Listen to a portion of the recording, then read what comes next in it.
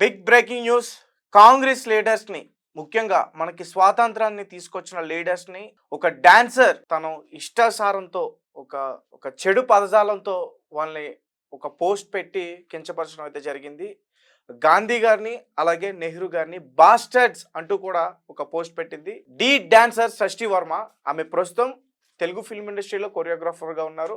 And ఇంతకుముందు Johnny master ఇష్యూలో కూడా తెరపైకి ఆమె బయటకు వచ్చి కనిపించడం జరిగింది. సో మరి షష్ఠి వర్మ ఎందుకు ఆ విధంగా పోస్ట్ పెట్టింది? షష్ఠి వర్మనే పెట్టిందా, లేకపోతే ఆమె అకౌంట్ ఏదైనా హ్యాకింగ్ కి గురయ్యి ఆ రకంగా పోస్ట్ పెట్టారా? నేను దాన్ని చదివి వినిపించే ప్రయత్నం చేస్తాను. బాస్టర్డ్ మీనింగ్ అంటే మీ అందరికి బాగా తెలుసు, ఒక అక్రమ సంతానం, ఒక దుర్మార్గుడు, చెడుగా పుట్టిన వ్యక్తి అంటూ కూడా అర్థం. సో మరి మన జాతీయ నాయకులను ఆ విధంగా ఆమె కించపరిచి మాట్లాడింది.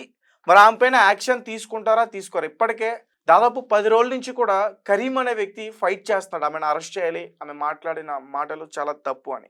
ఒకసారి ఆమె ఏం పెట్టిందో ఒకసారి నేను మీకు చదివి వినిపించే ప్రయత్నం చేస్తాను. This bastards ruined everything. Our upcoming generation should learn about real freedom fighters, not people like this bastard. Chapters from books should be removed that showcase their life because they only betrayed the country and ruined everything అని చెప్పేసి ఈమె నెహ్రూ గారిని అలాగే గాంధీ గారిని ఇద్దరి photo పెట్టి ఈ రకంగా టెక్స్ట్ పెట్టి ఆమె ఇన్స్టాగ్రామ్లో పోస్ట్ చేయడం అయితే జరిగింది.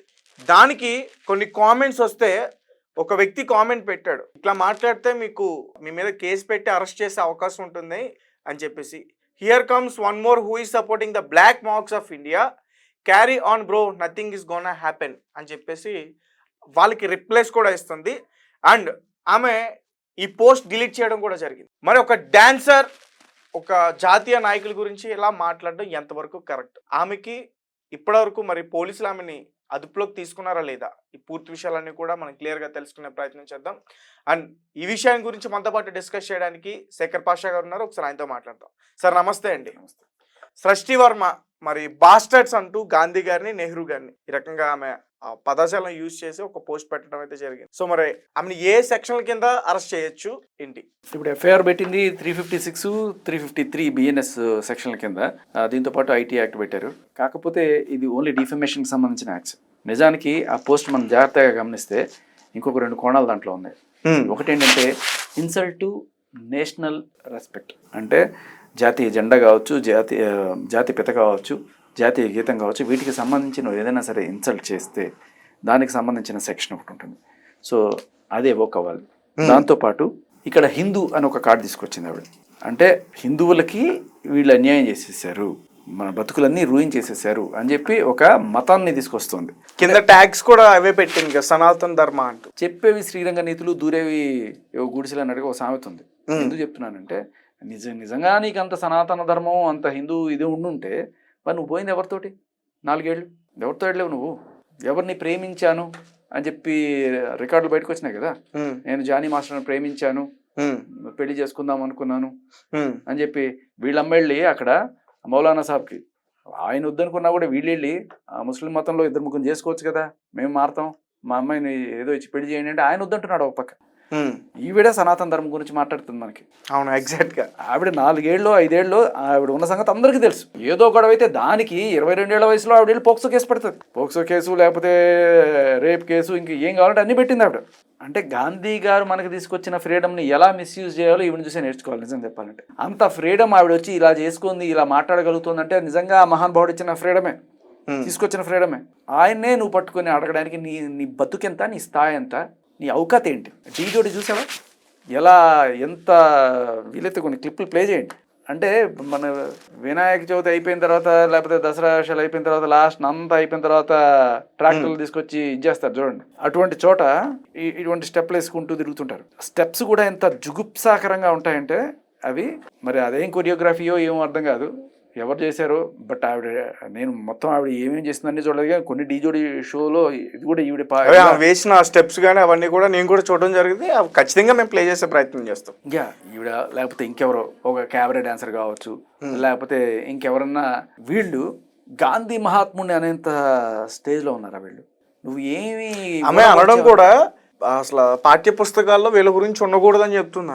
పాఠ్య పుస్తకాలు ఎప్పుడన్నా నువ్వు చదివి ఏడిస్తే కదా నీకు పాఠ్య పుస్తకాల గురించి తెలియడానికి. 10వ క్లాసు ఇంటర్మీడియట్ అవ్వగానే పొలవమని పరిగెత్తుకొస్తారు. ఉత్తరప్రదేశ్ నుంచి మధ్యప్రదేశ్ నుంచి.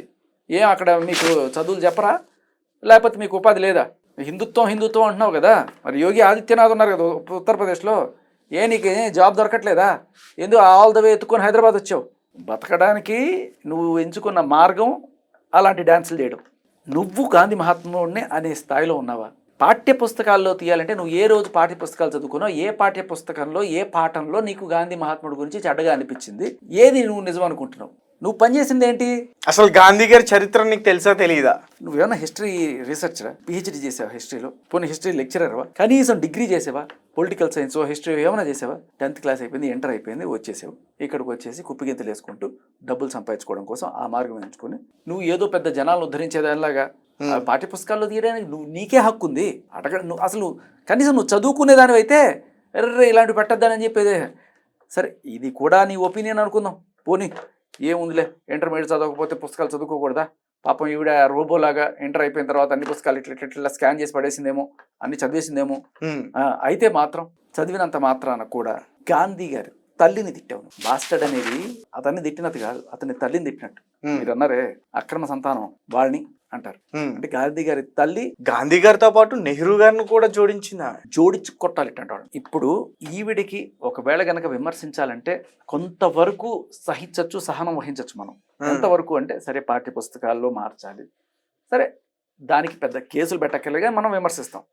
నీకేం తెలుసమ్మా, ఏ పాఠ్య పుస్తకాల్లో ఏం చదివావు నువ్వు, నీ చదువు ఎంత, నీ బతుకు ఎంత, నువ్వు ఎలా అనగలుగుతావు అని చెప్పి మనం అనొచ్చు. కానీ తల్లినే తిట్టే సంస్కారం మీ తల్లి నేర్పించిందో లేకపోతే మీ స్కూల్లో వాళ్ళు నేర్పించారో, నీకు చదువు ఎలాగో లేదు, సంస్కారం కూడా లేదు అనే విషయం ఈ మాటతో అర్థమైంది. బాస్టర్డ్ అనే పదం నువ్వు పబ్లిక్గా ఇలా వాడుతున్నావు అంటే ఒక ఆడదాని పోయింది. ఒక ఆడదానికి ఇప్పుడు గాంధీ గారి చర్యలు ఏవో చేశారు అనుకుందాం, పోని ఆయన చర్యల వల్ల నువ్వు నిజంగానే సఫర్ అవుతున్నావు అనుకుందాం. మరి ఆయన తల్లికి ఏంటి సంబంధం? ఆయన తల్లిని కదా నువ్వు తిట్టింది. 2 సార్లు ఆ వర్డ్ యూజ్ చేసింది ఆమె. బాస్టర్డ్ అంటే 2 సార్లు యూజ్ చేసి. ఇద్దరున్నారు కదా, గాంధీ గారు నెహ్రూ గారు. పాప ఇక్కడ ఒక ఆడదాని పోయింది, ఒక ఆడదాన్ని తిట్టిన సంస్కారహీనమైన మనిషివి నువ్వు. అలాగే చదువుకోరా అంటే చదువు వదిలేసి కుప్పిగింతలు వేసుకుంటూ డబ్బులు సంపాదించుకుంటున్న మనిషివి నువ్వు. నీకు ఏ అర్హత ఉందని గాంధీ మహాత్ముడిని విమర్శించే నీ స్థాయి ఏంటి, నీ బతుకేంటి? సార్ ఒక నిమిషం, అంటే ఈమె పైన ఎవరైతే కేసు పెట్టారో కరీం గారు. హలో కరీం గారు, చెప్పండి. రైట్, మనతో పాటు శాకర్ పాషా గారు కూడా ఉన్నారు స్టూడియోలో, ఒకసారి మాట్లాడండి ఒకసారి ఆయన. హలో కరీం గారు, ఫస్ట్ ఆఫ్ ఆల్ మీకు చాలా పెద్ద థ్యాంక్స్ అండ్ మీ పోరాటం సక్సెస్ అవ్వాలని కోరుకున్నాను. అంటే మీరు దీంట్లో ఏకంగా అరెస్ట్ కూడా అయ్యారు. ఆవిడ దిష్టి బొమ్మని దగ్ధం చేసి మీకు గాంధీ మహాత్ముడిని నెహ్రూని ఇలా తిట్టిన వాళ్ళ మీద కేసు పెట్టాలి అని చెప్పి మీరు చేసిన ఎజిటేషన్ మిమ్మల్ని జైలు దాకా తీసుకెళ్తుందని తెలిసి కూడా మీరు దీంట్లో ధైర్యంగా చేశారు. ఇంత ధైర్యం ఎంతమందికి ఉందో నాకు ఇవాళ తెలియదు. ఏదో నేనైతే ఇట్లా జస్ట్ ఒక ఇంటర్వ్యూలో మాట్లాడుతున్నాను, కానీ మీరు పబ్లిక్గా తీసుకెళ్ళి పోలీస్ స్టేషన్ తీసుకెళ్ళి మీరు you are the real hero అండి.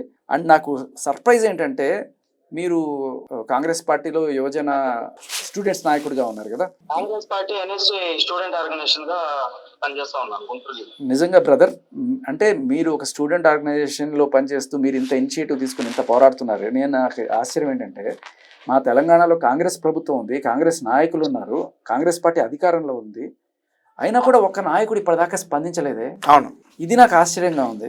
ఎక్కడో గుంటూరులో ఉన్న మిమ్మల్ని కదిలించింది ఈ పోస్టు, ఇక్కడ ఒక్క నాయకుడు. అంటే సారీ బ్రదర్, మీరు కాంగ్రెస్ పార్టీ మీరు ఏమన్నా అనుకోండి, నాకు అనిపిస్తున్న మాట అయితే చెప్తున్నా. ఓట్లు అడగడానికి గాంధీ గారి ఫోటో కావాల్సి వస్తుంది, బట్ గాంధీ గారిని ఇంత దారుణంగా ఇన్సల్ట్ చేసినప్పుడు ఏమయ్యారు వీళ్ళంతా, ఎక్కడ పోయారు? మీరు ఎవరన్నా వీళ్ళతో మాట్లాడారా? వాళ్ళు ఏమన్నా చర్యలు తీసుకుని? ఇటు కాంగ్రెస్ పార్టీ వాళ్ళు ఎవరు రియాక్ట్ అవ్వలేదు, అటు ఫిల్మ్ ఇండస్ట్రీకి సంబంధించిన ఎవరైతే సో కాల్డ్ అధ్యక్షులు ఉన్నారో ప్రెసెంట్ ఎవరు కూడా. మరి జానీ మాస్టర్ ఇష్యూ వచ్చినప్పుడు మాత్రం తెరపైకి వాళ్ళందరూ వచ్చి ఆమెకు సపోర్ట్ చేశారు. మరి ఇప్పుడు అలాంటి మహిళ, అదే వ్యక్తి ఈరోజు మరి మన జాతీయ నాయకుల గురించి మాట్లాడుతున్నప్పుడు దాదాపు 10 రోజులు అవుతుంది, ఒక్కరు కూడా రెస్పాండ్ కాలేదు. గాంధీ తాత ఏమన్నా గుళ్ళో గంట ఒక్కరు కూడా రెస్పాండ్ కాలేదు. ఆయన నేషనల్ ట్రెజర్, ఆయన నేషనల్ రెస్పెక్ట్, ఆయన జాతీయ జెండాకి సమానం. ఆయన్ని తిడితే ఎందుకు రెస్పాండ్ అవ్వట్లేదు భయ్యా? నేను అదే అడుగుతున్నాను. మీరు కాంగ్రెస్ పార్టీ తరఫున మిమ్మల్ని అడుగుతున్నాను, ఎందుకు మీరు కాంగ్రెస్ పార్టీ పెద్దలతో మాట్లాడారా? ఇక్కడ ఏ రకమైన చర్యలు తీసుకోబోతున్నారు? ఎందుకు ఒక్కళ్ళు కూడా రెస్పాండ్ అవ్వట్లేదు దీని గురించి? లేదు వాళ్ళకి తెలియదా కనీసం?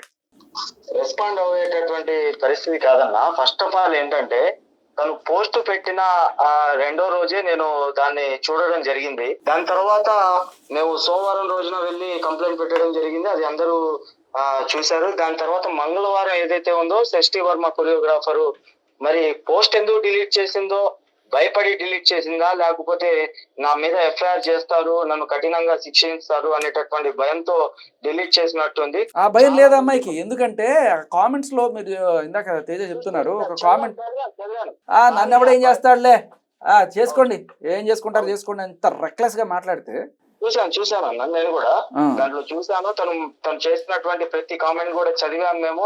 అదే విధంగా తను చేసినటువంటి కామెంట్ రిప్లైస్ కూడా మేము పోలీస్ అధికారుల దృష్టికి తీసుకెళ్లడం జరిగింది.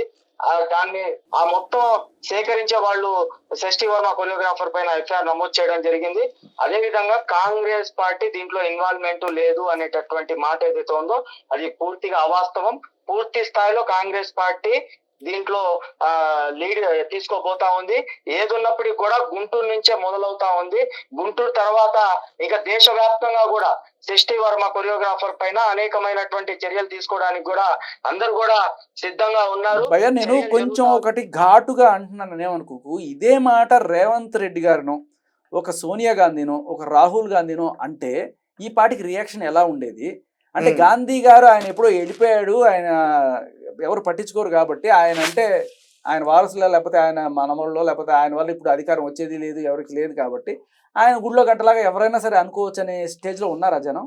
అలా ఇప్పుడు తెలంగాణ అనేది కాదు, తెలంగాణ కర్ణాటక అనేటటువంటిది అయితే కాదు, దేశవ్యాప్తంగా కూడా మహాత్మా గాంధీ గారి గురించి, నెహ్రూ గారి గురించి చేసినటువంటి అనుచిత వ్యాఖ్యల పైన దేశంలో ఉన్నటువంటి 140 కోట్ల మంది ప్రజలు కూడా స్పందించాల్సినటువంటి అవసరం ఉంది. ముందుగా ఇదేదో కాంగ్రెస్ పార్టీకో లేకపోతే కాంగ్రెస్ పార్టీ అనుసంబంధంగా ఉన్నటువంటి విద్యార్థి ఎన్ఎస్యుఏ, యూత్ కాంగ్రెస్, మహిళా కాంగ్రెస్ అనేటటువంటిది కాదు. పూర్తి స్థాయిలో కూడా ఫస్ట్ ఆఫ్ ఆల్ చూస్తున్నటువంటి ప్రేక్షకులు అందరూ కూడా స్పందించాల్సినటువంటి అవసరం ఉంది. నేను స్పందించిన తర్వాత రాష్ట్ర వ్యాప్తంగా కూడా ఆంధ్ర రాష్ట్రంలో ఎన్ఎస్ఏ నాయకులు, యూత్ కాంగ్రెస్ నాయకులు, మహిళా నాయకులు, అదేవిధంగా ముఖ్య నాయకులు కూడా కాంగ్రెస్ పార్టీ నాయకులు దీన్ని ఖండించారు. అనేకమైనటువంటి నన్ను అరెస్ట్ చేసి ఆ రోజు పోలీస్ స్టేషన్ తీసుకెళ్లి వాళ్ళ అదుపులో తీసుకున్నప్పుడు కూడా రాష్ట్ర స్థాయిలో నాకు ఫోన్లు చేసి పరామర్శించినటువంటి పరిస్థితి. అదే విధంగా పరామర్శించడమే కాకుండా షష్ఠి వర్మ చేసినటువంటి వ్యాఖ్యల పైన కూడా తీవ్రంగా ఖండించినటువంటి పరిస్థితి. ఈ మొత్తం ఉన్నాయి. కాంగ్రెస్ పార్టీ మహాత్మా గాంధీ గారి గురించి, నెహ్రూ గారి కాదు, అసలు మిమ్మల్ని ఎందుకు అరెస్ట్ చేయాలి బాస్? మీరు రైట్ కాజ్ కోసం పోరాడుతున్నారు కదా. ఏ పోలీస్ స్టేషన్ లో అయితే గాంధీ గారి బొమ్మ కూడా ఉంటుందో, ప్రతి పొలిటికల్ ఆఫీస్లోను, ప్రతి కరెన్సీ నోట్లో కూడా ఉన్నారు కదా ఆయన. ఆయనకు అవమానం జరిగితే జాతికి అవమానం జరిగినట్టు కదా, దానికోసం మీరు పోరాడుతున్నారు, రైట్ కదా? మిమ్మల్ని ఎందుకు అరెస్ట్ చేశారు అసలు? మేము కూడా అదే చెప్తా ఉన్నాం అన్న. ఇప్పుడు ఆ రోజు అక్కడ ఉన్నటువంటి ధర్నా కార్యక్రమంలో చేస్తా ఉంటే పోలీసు వాళ్ళు వచ్చి ఇది పర్మిషన్ లేదు, పర్మిషన్ తీసుకొని చేయాల్సినటువంటి అవసరం ఉంది అన్నారు. భయ్యా నాది ఒక డౌట్, ఇక్కడ మిమ్మల్ని అరెస్ట్ చేయడానికి సినీ పెద్దల సహకారం ఏమన్నా ఉందా? పెద్ద తలకాయలు ఎవరైనా సరే రికమెండ్ చేసి మిమ్మల్ని ఇలా అరెస్ట్ చేయమని చెప్పి కానీ, లేకపోతే ఆవిడ మీద కేసు అవ్వకుండా ఎఫ్ఐఆర్ ఆపండి అని కానీ? ఎందుకంటే 4-5 రోజులు పట్టింది, ఇది ఓపెన్గా అందరికి తెలిసింది. ఎఫ్ఐఆర్ అవ్వడానికి ఇన్ని రోజులు పట్టడం అనేది కూడా ఆశ్చర్యకరమైన విషయం. బట్ దీనికి వెనకాల ఎవరన్నా సరే పెద్ద తలకాయలు సినిమా ఇండస్ట్రీలో ఆపుతున్నారా? అదే చెప్తా ఉన్నాను నేను సోమవారం కంప్లైంట్ పెట్టినప్పటికి కూడా 5వ తారీఖు, ఈ నెల 5వ తారీఖు కంప్లైంట్ ఫైల్ చేసినప్పటికి కూడా 9వ తారీఖు దాకా కూడా దాన్ని ఎటువంటి చర్యలు తీసుకోపోయేసరికి మేము 9వ తారీఖున పెద్ద ఎత్తున గుంటూరు నగరంలో షష్ఠి వర్మ కొరియోగ్రాఫర్ దిష్టి బొమ్మను దగ్నం చేసేటటువంటి ప్రయత్నం చేశాం. దాన్ని పోలీసులు అడ్డుకున్న తర్వాత తక్షణమే ఎస్పీ గారు ఆ పరిధిలో ఉన్నటువంటి సిఏ గారితో, డిఎస్పీ గారితో చర్చించి తక్షణమే షష్ఠి వర్మ కొరియోగ్రాఫర్ చేసినటువంటి అనుచిత వ్యాఖ్యల పైన మీరు తక్షణమే ఎఫ్ఐఆర్ నమోదు చేయండి అని చెప్పేసి ఎస్పీ గారు ఆదేశాలు జారీ చేయడం జరిగింది. దాని తర్వాత సిఏ గారు, అక్కడ ఉన్నటువంటి నగరం పాలన సిఏ గారు 3 సెక్షన్ల కింద షష్ఠి వర్మ కొరియోగ్రాఫర్ పైన కేసు నమోదు చేయడం జరిగింది. దీని వెనక సినీ ఇండస్ట్రీ ఉన్నప్పటికీ కూడా, సినీ తెలుగు పరిశ్రమ ఉన్నప్పటికీ కూడా, ఎవరున్నప్పటికీ కూడా స్పందించాల్సినటువంటి అవసరం ఉంది. మేము నిన్న కూడా ఒకటే చెప్పాను ఇంటర్వ్యూలో, మీరు గనక దీని మీద స్పందించి షష్ఠి వర్మ చేసినటువంటి కామెంట్స్ పైన వ్యతిరేకంగా మాట్లాడి తనకు ఉన్నటువంటి కొరియోగ్రాఫర్ కార్డును రద్దు చేయకపోతే రాబోయే రోజుల్లో మిమ్మల్ని కూడా అడ్డుకుంటాం. ఎక్కడికక్కడ జరుగుతున్నటువంటి సినిమాలు కానివ్వండి, అనేకమైనటువంటి సినీ పరిశ్రమకు సంబంధించినటువంటి ఏది ఉన్నప్పటికీ కూడా మేము అడ్డుకునేటటువంటి ప్రయత్నం చేస్తామని చెప్పేసి నిన్న తెలియజేయడం జరిగింది. దీన్నైతే పూర్తి స్థాయిలో కూడా దేశవ్యాప్తంగా కూడా ఒక పార్టీలు అనేది అటువంటిది కాదు.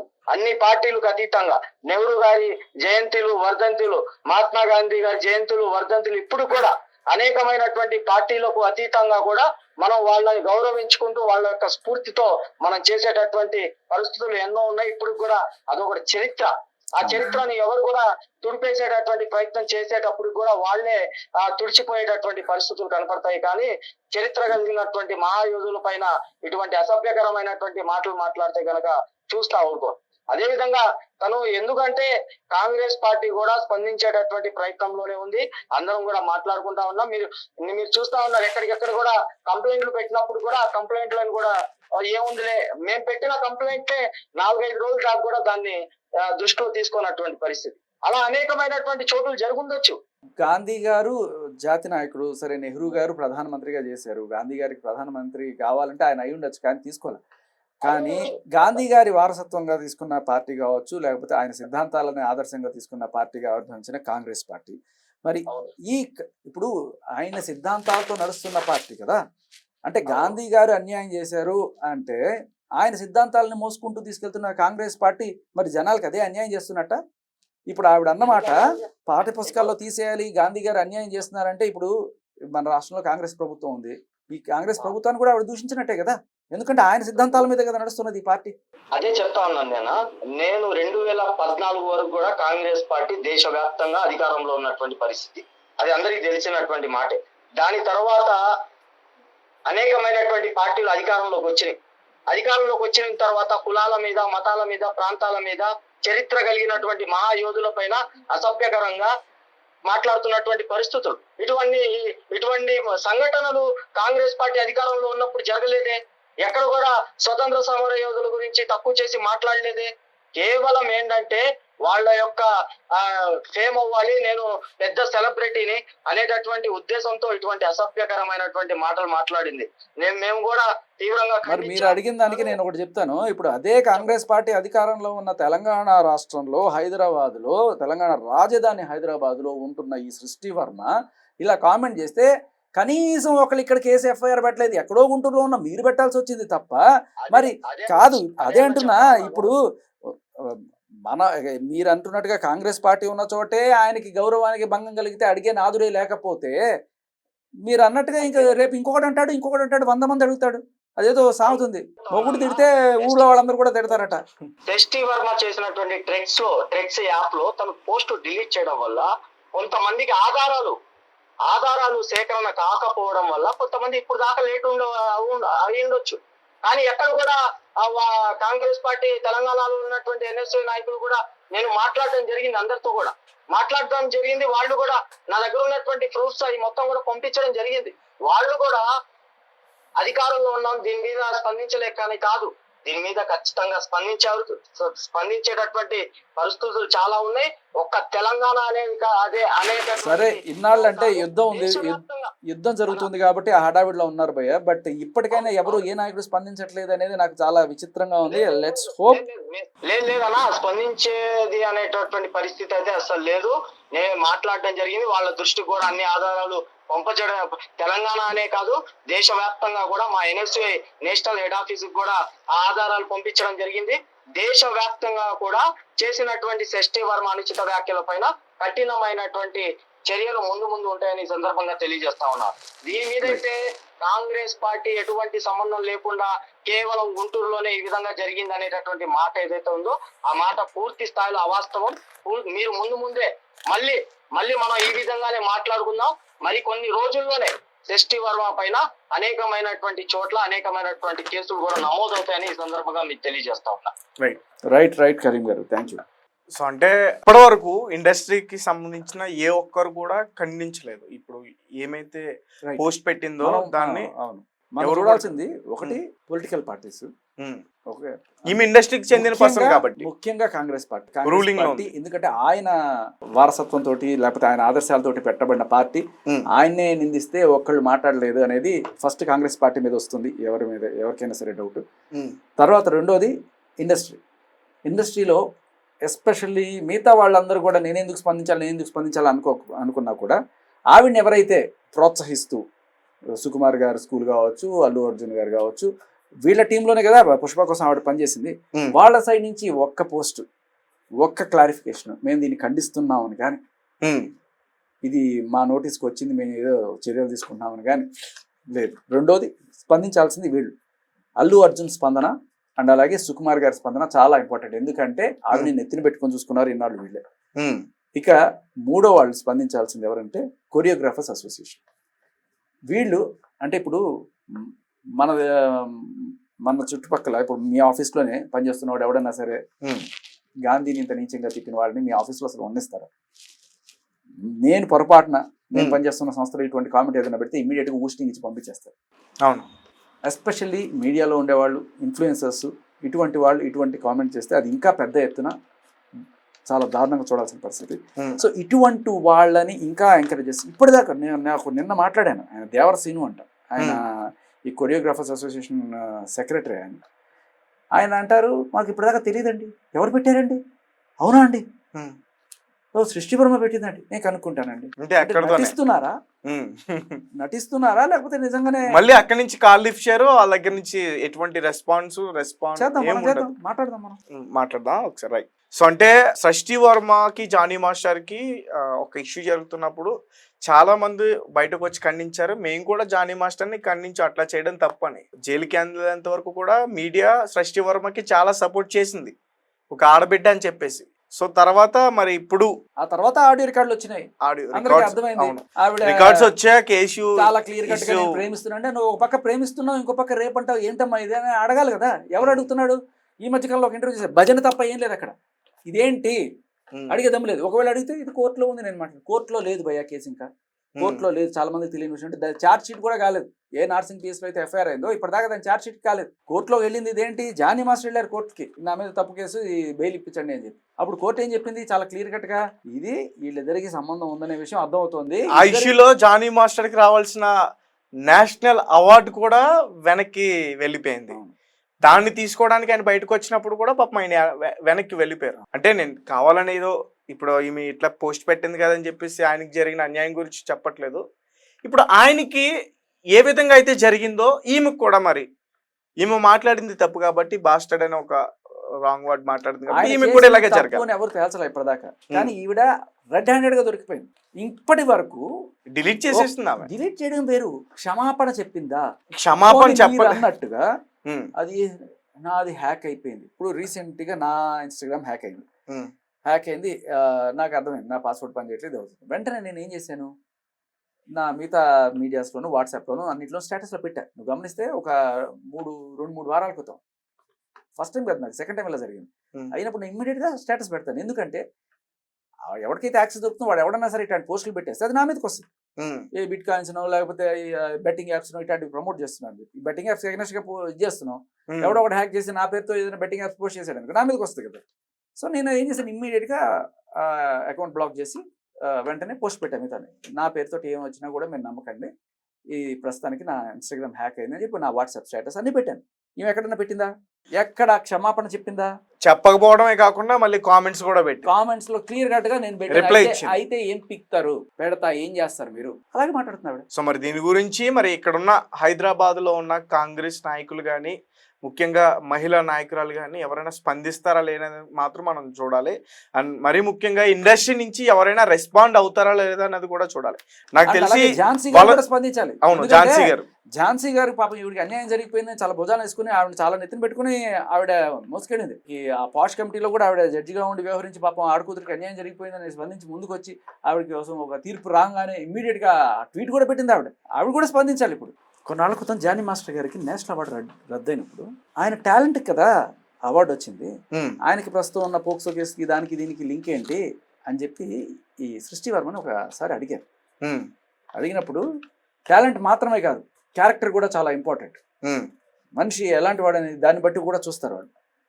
ఒకవేళ అది నిజమైతే మరి ఇప్పుడు నువ్వు చేసిన పనికి, ఇప్పుడు నువ్వు డ్యాన్స్ మాత్రమే చేసుకుంటున్నావు, ఓకే, మంచి కొరియోగ్రాఫర్, మంచి డాన్సర్, ఓకే గుడ్, కానీ నేను ఇప్పుడు డాన్సర్స్ అసోసియేషన్ నుంచి బహిష్కరించాలి అన్నప్పుడు దానికి దీనికి సంబంధం ఏంటంటే ఆవిడ డాన్స్ అసోసియేషన్ సంబంధించిన మెంబరు అన్నప్పుడు అసలు నీకు జానీ మాస్టర్ని ఎలా అయితే నువ్వు క్యారెక్టర్ గురించి మాట్లాడావో ఇప్పుడు నీ గురించి కూడా అందరూ ఇలాగే మాట్లాడారు. ఒక తల్లిని ఒక తల్లిని అక్రమ సంబంధానికి పుట్టిన సంతానం అని చెప్పి గాంధీ గారు నువ్వు అంటే నీ మాట అదే కదా. బాస్టర్డ్ అంటే అదే కదా, అక్రమ సంతానం అనే కదా అర్థం. What are you? నీ నోట్లో నుంచి ఇటువంటి కుసంస్కారమైన లాంగ్వేజ్ వస్తుందంటే నీ క్యారెక్టర్ ఏంటి? నీలాంటి మనిషికి ఎలా అక్కడ ఉండనిస్తారు? డాన్స్ ఒక్కటే ప్రాతిపదిక కాదని చెప్పావు కదా, టాలెంట్ మాత్రమే కాదు కదా, సంస్కారం కూడా ఇంపార్టెంట్ కదా.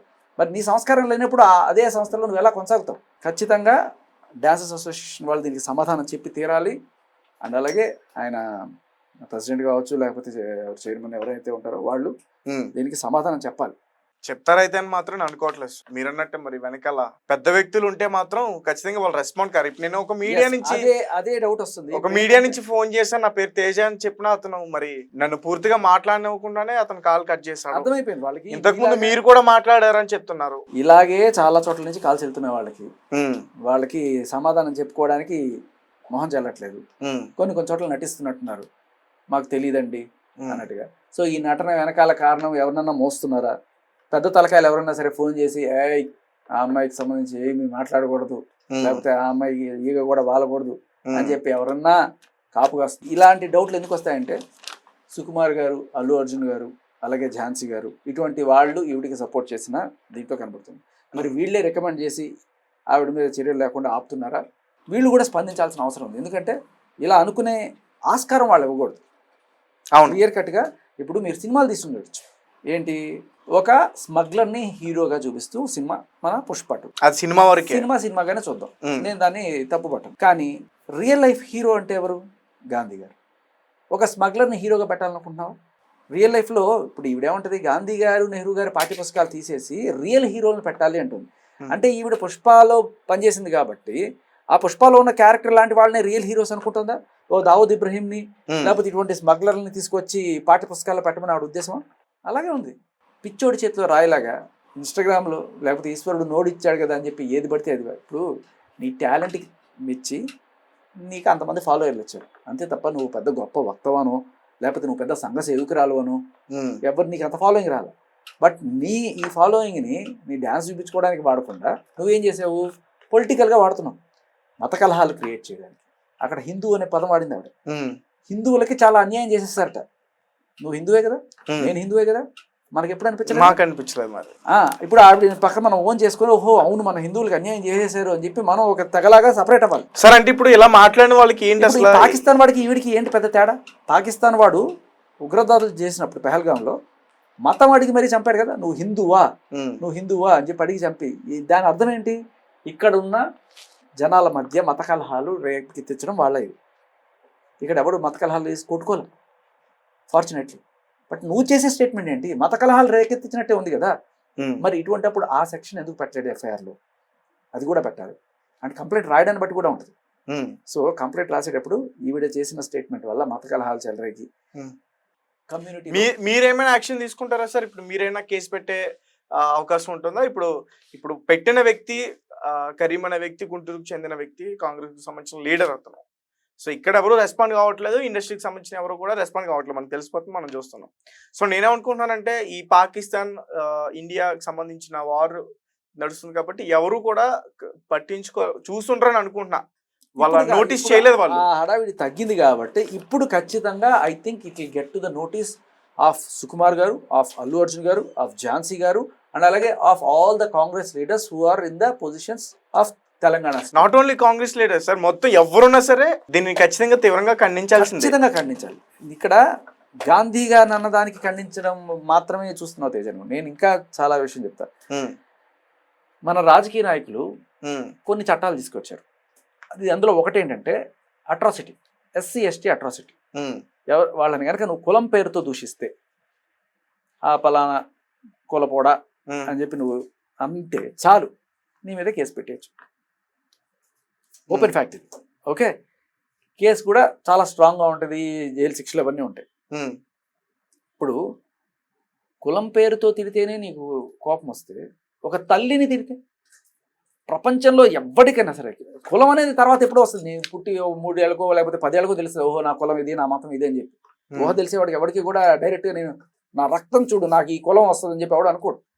కానీ తల్లి, ఏ కులం వాడికైనా సరే, ఏ మతం వాడికైనా సరే, తల్లి తలమాని, తల్లిని మించినది లేదు ప్రపంచంలో. అటువంటి తల్లిని తిడితే సెక్షన్ ఏది? శిక్షలే ఇవి. ఎందుకు ఇటువంటి చట్టాలు చేయరు మన రాజకీయ నాయకులు? ఇప్పుడు గాంధీ గారిని తిట్టారు కాబట్టి, ఆయన నేషనల్ ఫిగర్ కాబట్టి, అది కూడా వెళ్ళి ఇంత రచ్చ చేసి ఆ అబ్బాయి కరీం అనే అబ్బాయి ఇంత చేస్తే తప్ప అవ్వలేదు. పాపం తను కూడా ఈ సృష్టి వర్మ కన్నా ముందు తన అరెస్ట్ అయ్యాడు. బెట్టింగ్ యాప్స్కి సంబంధించిన కేసులు సుముటోగా పెడతారు మళ్ళీ. గాంధీ గారి మీద సుముటోగా పెట్టలేరా? గాంధీ గారి మీద అన్నప్పుడు సుముటోగా తీసుకుని పెట్టలేరా? ఖచ్చితంగా పెట్టి ఉండాల్సింది. నీ పోలీస్ స్టేషన్ వెనకాలే ఉంది కదా గాంధీ గారి బొమ్మ.